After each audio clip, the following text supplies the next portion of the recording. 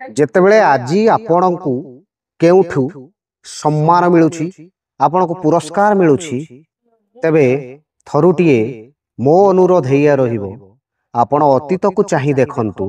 ତା ଭିତରେ ଆପଣଙ୍କର କେତେ ସଂଘର୍ଷ ରହିଛି ଆଉ ଅନ୍ୟମାନଙ୍କର କେତେ ଅବଦାନ ରହିଛି।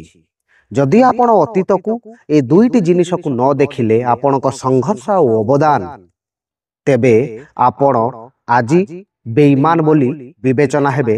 କାହିଁକି ନା କେତେବେଳେ କାହାର ଅବଦାନ ପାଇଁ ଆପଣ ଅନେକ ସମ୍ମାନରେ ସମ୍ମାନିତ ହୋଇଥାଇପାରନ୍ତି, କେତେବେଳେ କାହାର ଅବଦାନ ପାଇଁ ଆପଣ ଅନେକ ପୁରସ୍କାର ପାଇଥାଇପାରନ୍ତି।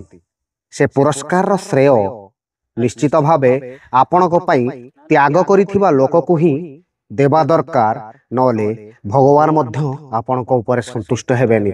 ସେଇଥିପାଇଁ ଅବଦାନ ଯେଉଁ ଲୋକର ରହିଛି ତାକୁ ଜୀବନ ସାରା ଭୁଲିବା ଉଚିତ ନୁହେଁ। ଆଉ ସଂଘର୍ଷ ତ ଆପଣଙ୍କ ନିଜର, ସେଟା ବି ନିଜର ଆତ୍ମବିଶ୍ୱାସକୁ ବଜାୟ ରଖିବା ଜରୁରୀ। ଏଇ ତ ଜୀବନର କଥା।